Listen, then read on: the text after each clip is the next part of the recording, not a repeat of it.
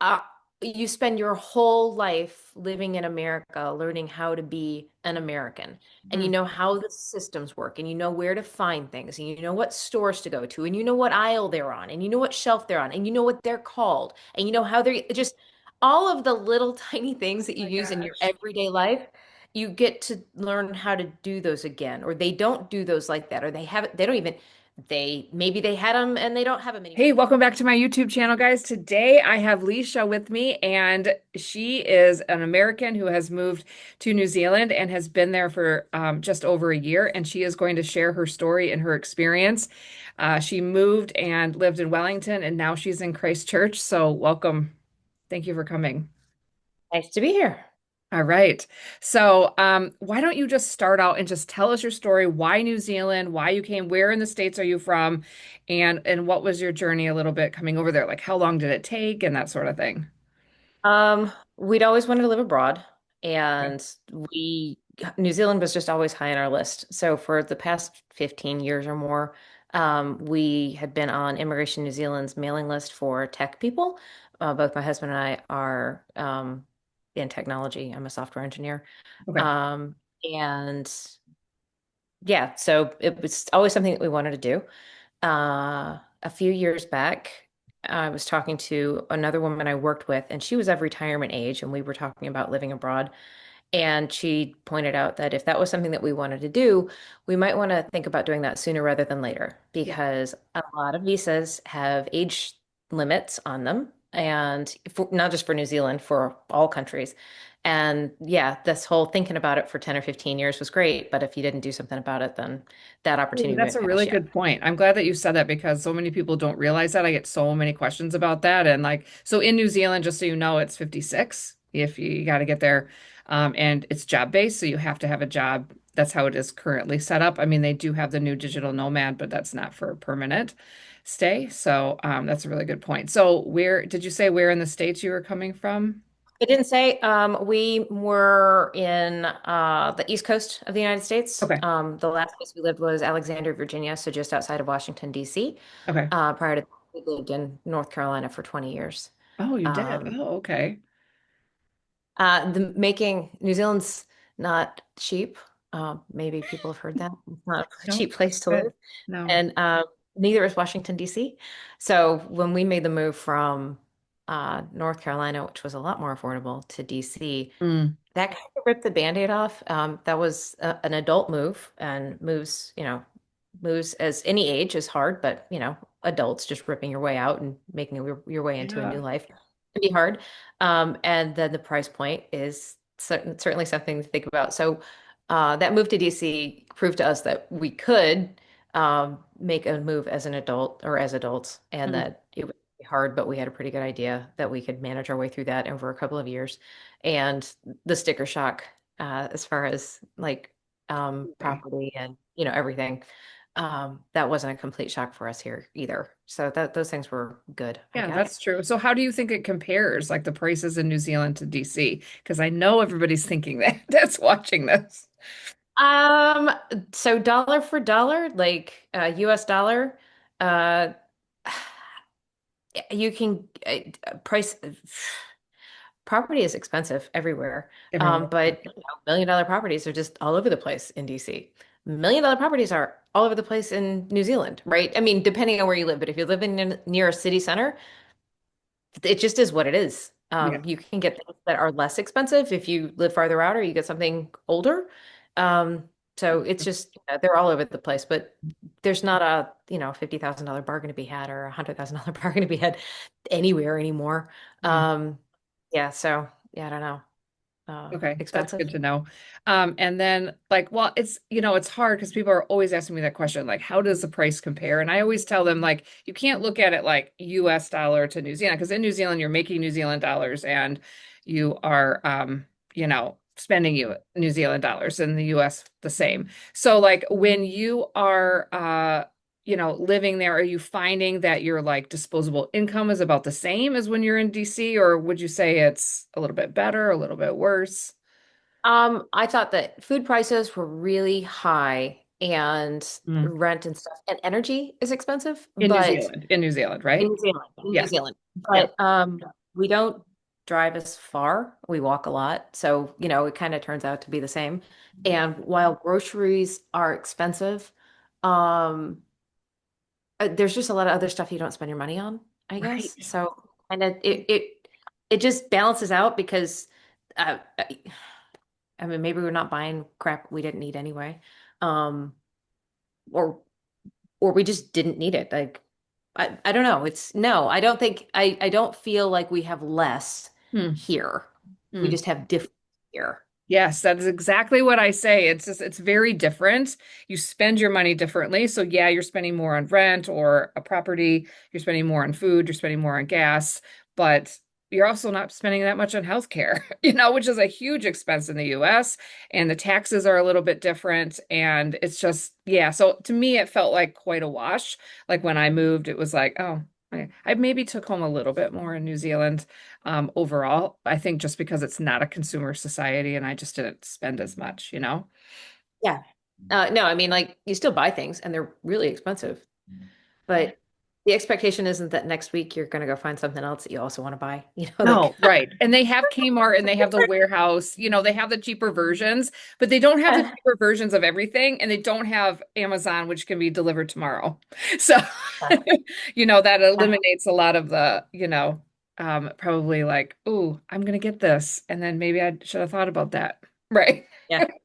Kind of feel. So, okay, cool. So it's just you and your husband that moved over? Did you move any pets or? No, both of our pets passed away before we Okay. moved. We did Okay. get estimates on what that would have cost, and it would have been like a car. No, it So, yeah, would have. for better or for worse, they lived out their wonderful natural lives back in the States. But yeah, no, we didn't bring the pets over. Okay. So like tell us a little bit about the jobs that you do. How easy was it for you to get a job? Because everybody is, I mean, it's job based. So like people have to get jobs and they're always asking me that question. So I only have experience in our industries. So I was able to get a job from the United States. okay. My situation, your mileage may vary. The visa scheme that I applied under was the old one that was Oh, I guess we came in on a skilled migrant visa. okay. We applied during COVID. There were no draws for EOIs during that time. Everything was Okay. just kind of from and in November of 2022, I think it was, Hmm. or October, November, they had announced that they were going to change the scheme. They swept everybody from that old pool. And if you had enough points to qualify to move forward and get an invitation to apply, you were moved forward. And so we were in that cohort. Um, Oh, nice. so I had enough points to qualify for the skilled migrant visa. I still needed a job, Hmm. but they extended to me a job search visa. I don't know if they do that anymore. Right. It was good for a year. That just meant that I could come to New Zealand, live in New Zealand, work whatever job I needed to until I found a job. I thought that that probably made it a little bit easier when I was talking to employers to let them know, I've already done all this work. I'm already completely qualified. This isn't a guess. This is, like as soon as all I need is a job and then I'll be Okay. there. So I was able to find a role in Wellington. Um, while I was still in the United States. I would not have chosen Wellington had the job not uh, been just fantastic. But in the end, Wellington was just not where I Right. wanted to live. Right. Yeah. Okay, so tell us about that. So you moved, you lived in Wellington. It wasn't your cup of tea. Tell us a little bit about that. And where did you work? Like, was it a good I job? worked, You don't have to share if yeah, you. I worked for Sharesies. Okay. They're a You tech do? company. Oh, okay. Or did or Did. whatever. I Did. did Okay. work for, yes. They're a tech company in Wellington, and I I really enjoyed the people. I enjoyed the work. Yeah, I had a really hard time with the transition to a new country. Mhm. And so ultimately I left the role, certainly knowing that I wasn't going to stay in Wellington. It was, yeah, it was a little grim there for a while over the winter in Wellington. How did I like Wellington? I didn't particularly care for it. You can't beat it on a good day. You're just only going to get like five of those, I think. Right. Right. Yeah. Well, you didn't like the Well, wind. you can That's what you're consider, telling me. And it's definitely, there's a lot of people that feel that way. So, yeah, yeah. you got to work for it in Wellington. And you live like And downtown. You didn't live in one of the suburbs. Yeah. right, no, like I had what I would think is probably the best possible situation, and still I was like, no, I can't stay here. So we are now in Christchurch. We lived in Wellington for a year, and then we found a place in Christchurch, and we moved down here. Wow. Okay. So you've just been there for just briefly, and so far you like it? Yes. We've only lived here for about 2 weeks. Oh, okay. But yeah, it's a lot. It's more open, it's more flat, it's a little bit more spread out than the central compact area of Wellington is. Um, Yeah, that's but true. that's also a little bit more like what we're used to. It's got great big parks and great big trees and, lots of green space and stuff like that. Um, the public transportation system is pretty good. We're about 20 minutes to the beach, about an hour and a half to the ski fields. You got the Southern Alps on one end and the Port Hills on the other, and it's just really nice. I like it. It's quieter. It's a bit more chill than Wellington was. Yeah, Yeah. and it has like big properties. I remember that like you have, decent land and Yep. you own, right? You own a We do house. now, yes. Yes. Okay. And yeah, so and it's great. Do you like traveling the South Island? Is that more your vibe, do you feel, than the North Island or? I'd like to say yes. We haven't done a lot of traveling in the Okay. South Island yet. Okay. We did a road trip down here back in the early part of the year for a friend's wedding. Hmm. But we've really concentrated since we've been here on getting this house set up so that, we feel comfortable like we've got a good home base and we can get out from there. Yeah, right. You just kind of got there. That's fair. Yeah. So let's say that just because I know that the people watching are like thinking about moving and or in the process of moving. I have lots of clients that are moving. And so like if you were to do it again, what are some things maybe you would do different? Are you happy with what you shipped? Are you happy with the moving company? Are you happy with some of your decisions, or would you do it differently? Yes, we're happy. So we're happy that we did it. I thought Wellington was a great place for other people. It's just not where this wasn't Totally. going to work. Yes. Um, we worked on this and planned for this move for years, right? It's certainly since we did it during COVID and we had a pause anyway, so we were able to Oh, save sure. money and Nice. and talk through all of, like, well, what happens when and what happens if this and da da da. And we had plenty of opportunities to back out and not do it. Hmm. And so really glad that we did it. We did like our moving company. We moved everything with Crown. Oh, you We did. Okay. moved everything with Crown. We downsized uh, from the States. We brought things that we knew we were going to use a lot or we Hmm. really liked, or things that we like, but usually the things that we didn't think we could get here. Hmm. For the cost of moving the house over, it was going to cost us at least that much to furnish a new place anyway. I wouldn't move anything big. The only things that we are probably going to have to get rid of are two dressers. Dressers aren't so big here. Built-in wardrobes, if you can get it. I mean, I suppose depending on where you live, you can get a walk-in closet, but we had, dressers in the bedrooms, and that just wasn't going to work here. Um, Hmm. those are really the only things that I think were like, no, that isn't going to work in this new lifestyle. Make Yeah. room Well, that's not for, too bad. no, it's really not. Like we brought a couple lamps that we really liked. I rewired them, they work great down here now. Oh, Um, uh, I would just, make sure that you're leaving room for your new life that you're going to have down here. yeah. Uh, but don't abandon the other one. Um, Hmm. what I mentioned I had a really hard time with the transition, and that's even after wanting to do this for years and planning and planning and planning. Hmm. Um, but it wasn't easy. I talked to somebody about it, and they said, it can take a couple of years to move past and don't forget, I had a lot of feelings of loss and grief that I Oh. didn't anticipate having. Hmm. Um, and I talk to my friends, I FaceTime, I video, like it's not like I don't keep up with family and friends. Um, but it was, yeah, it was just a lot. There's a lot to process. Um, Hmm. yeah. I've heard that for some immigrants, they've got a 10 to 12 month like honeymoon period where they're just, oh, Right. this is great. I'm in That's the country. great. And then Right. afterwards, the bloom wears off and you're like, oh God, no, I just live here. I feel like we're doing that in reverse. Like we had oh God, what have we done? And now a year later, we are really happy and we're just really excited to be here. Like Oh, so nice. much happier now than when we first got here. Yeah. Oh, nice. How has it been for making friends? I get that question all the time and Had no problems making no problems friends. making friends. Okay. No, we've got some friends in Wellington. I talked to them last night. They're going to come down over the next couple of months. Yeah. We've made a couple of friends here in Christchurch already. Mostly, it's just being friendly and willing to talk to people.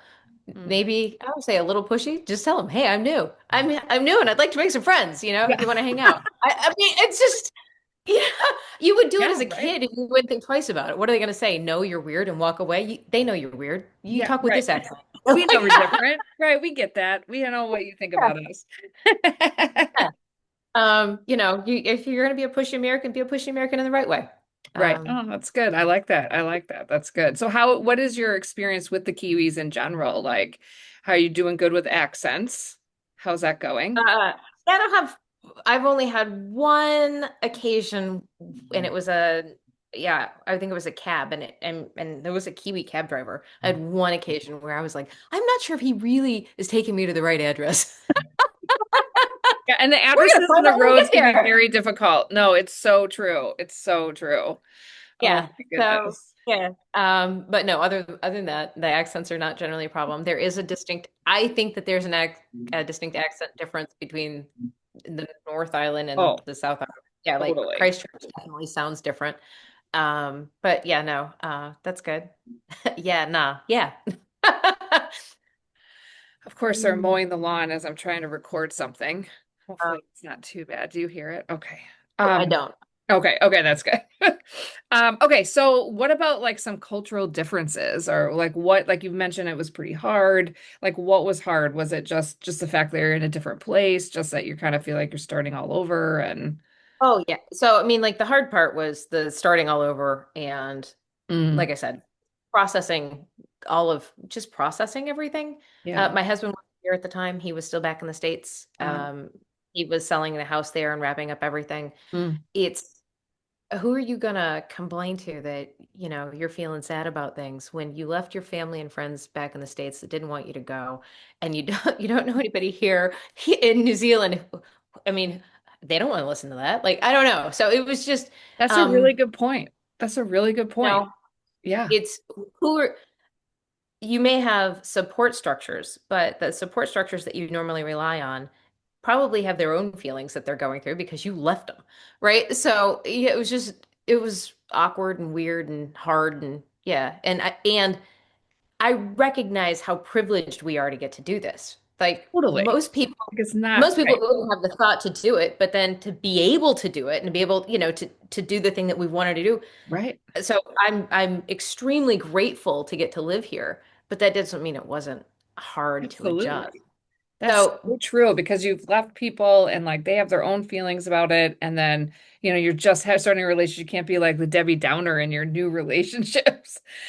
Yeah, yeah. that's I'm gonna have to think about it. And plus, if your husband wasn't there and you're just kind of alone, and oh yeah, that would be. So how was it with like telling your family? How does your family feel about the fact that you're there? Because we've been talking a lot about this in my community, and that's a big one. Like, yeah, they don't agree with you or they struggle with the fact that you're moving. Do you know what I mean? It's all of the feelings. It did help that we had moved away from, Ah, our that's true. That goal would five be. years prior. So they and we had already gone through some of that. So that Mm. wasn't as awful. It is, there's, oh, this is lovely. You think 6 hours is far now. Enjoy It's that fun. 24 hours. Yeah. They get it. Some of them have been down to visit Oh, us, okay. and That was my they're next like, question. oh Okay. yeah, and they're like, oh, this place is awesome. I can't wait to come back. I'm like, so it's figuring out the mix of when can you go back and how often can you see them, and then how often can they be here, kind of thing. Mm. Yeah, and I like we're just carving out a spot for you to come and and vacation, and I don't know, a safe spot, home base. Who knows? Oh, I know. And everybody, yeah, that would come, I mean, some close family would feel like, oh, they just kind of see it as a place that has taken the family away, and others are like, oh my gosh. But at the same point, like at the end of the day, like what you were saying, you were kind of wanting to do this your whole life. You made it happen. You're not going to be 90 and have terrible regrets, right? Because you've made the move. And then once you are a permanent resident, are you permanent residents? I don't know what your pathway One more is. year. one more year. One, Yeah, and then, you can come and go as you please and you have, residency um for life and it's just like a different perspective. And so you're just like, yeah, it's so great. I just love that you did it, that that it's that easy because I think that that's what people need to hear. Because it is a different culture. Like it oh seems yeah. like, oh, pretty similar, because they speak English. But no, like when you are around people that are like going through life and have a whole understanding that you don't have, there's like, I don't know what's happening here. Constantly, It is. all the way up for the whole time I was there. I was like, I don't know what you're saying. I was saying, I do think sometimes that if it was a different language, it would not, it would, it's not that it would be easier, but it would be easier to understand how different it was, hmm, right? yes, Because it seems so yes, similar on the outside, you're like, oh, okay, they use dollars, we use dollars, they speak English, we speak English, all this works. Um, no, I wouldn't say culturally, I don't know that that there were problems. I don't, I guess I wouldn't describe it that way. right, But where we continually tripped, or where, I mean, we still feel it, right, but now totally, we recognize it and it's less. uh, you spend your whole life living in America, learning how to be an American, and you hmm, know how the systems work, and you know where to find things, and you know what stores to go to, and you know what aisle they're on, and you know what shelf they're on, and you know what they're called, and you know how they're just all of the little tiny things that you my use in your gosh, everyday life. You get to learn how to do those again, or they don't do those like that, or they don't even, maybe they had them and they don't have them anymore. They moved on to something else. They've never even heard of it. Why would you do that? Oh, we do this over here. It's individual and it's little tiny things. It's great. We have our choice of energy providers. Never had that in the States. You move to a new place and it's one, power company or one gas company or whatever.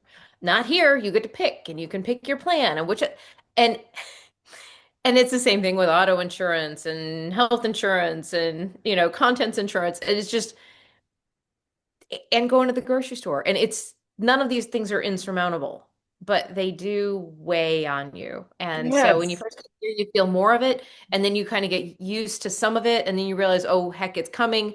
And now it's gotten to the point where like, okay, so this is going to be one of those experiences. Like, It's so true. I think that's really good about the grocery store. And like, it's just that every day is exhausting because everything is new.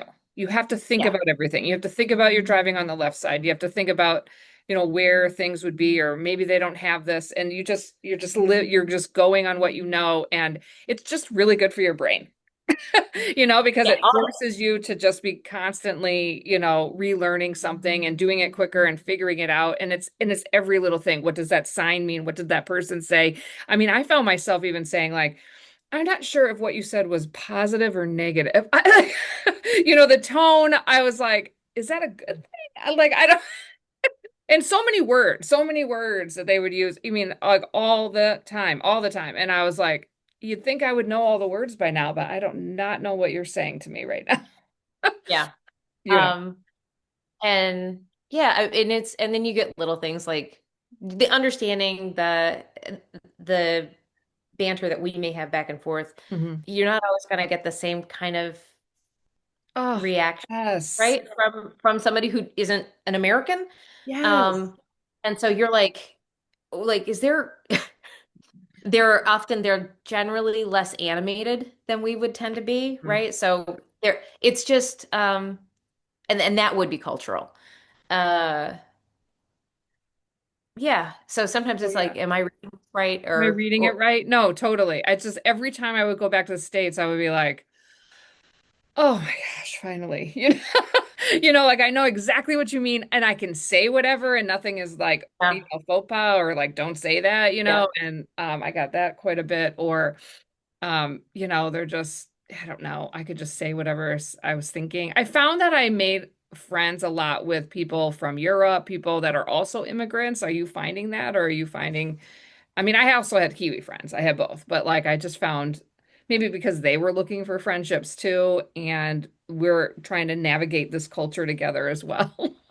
Yeah, we have some. I'd uh,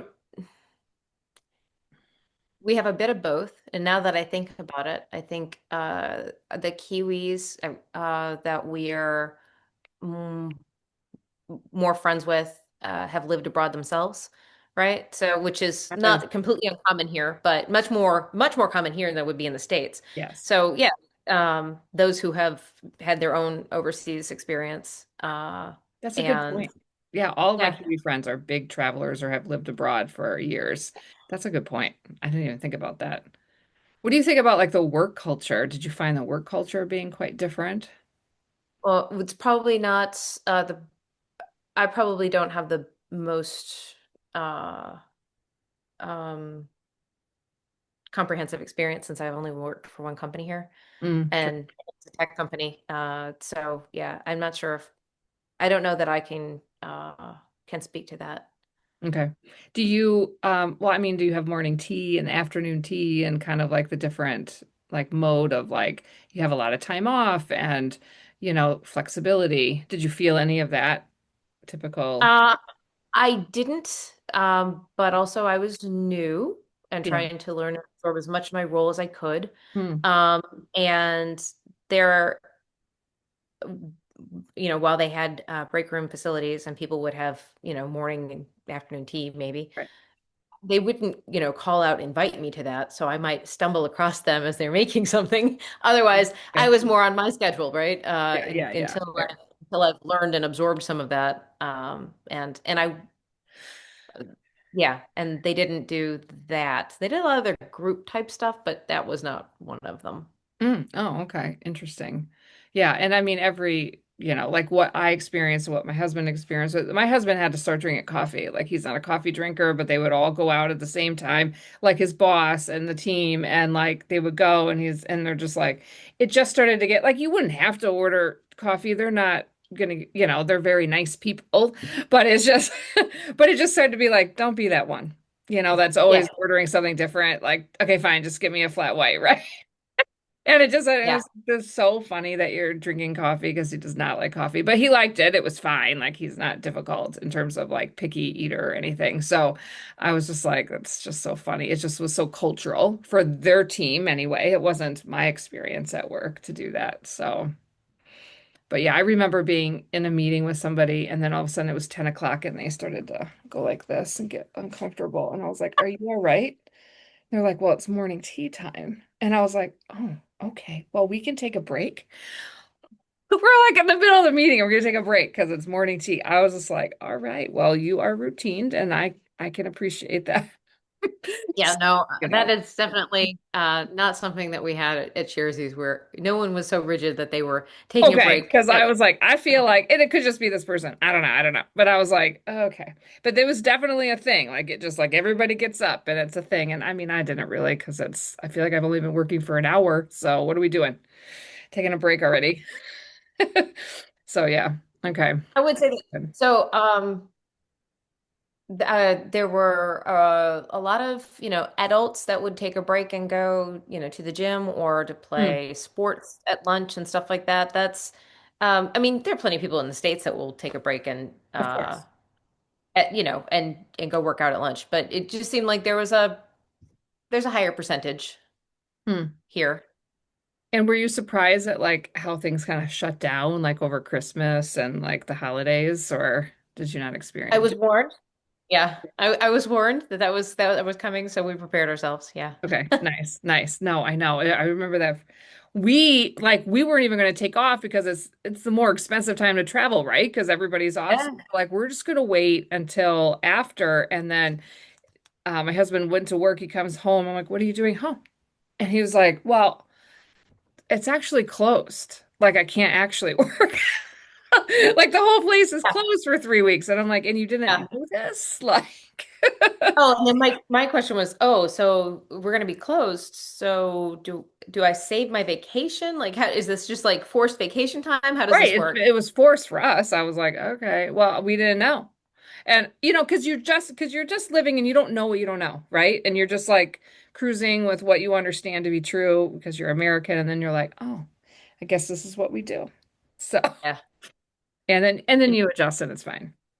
my big American cup. This one came from the States. I know. I was like really impressed. I was really impressed. I brought all of my stuff like that, and then I ended up selling it because everything is like, I'm like, what am I doing with this? Mm. Yeah, I didn't find that I used it anyway, but so yeah, so thanks so much for sharing your story. This has been so great. Is there any like last bits of advice that you would give anybody moving here? Or you're like, man, I really wish I would have known that, or No, um, save your money, be mm, prepared. I've watched 2 years worth of YouTube videos, including yours, mhm, in the lead up to making this move. Um, one of the one of the best pieces of advice that I got from one of those videos mm. on like planning and budgeting was budget for mistakes, right? For as much as you think it's going to Oh, cost to that's move. So good. I mean, so you've got your move over and you're going to have to rent something and you're, so whatever that's going to cost. And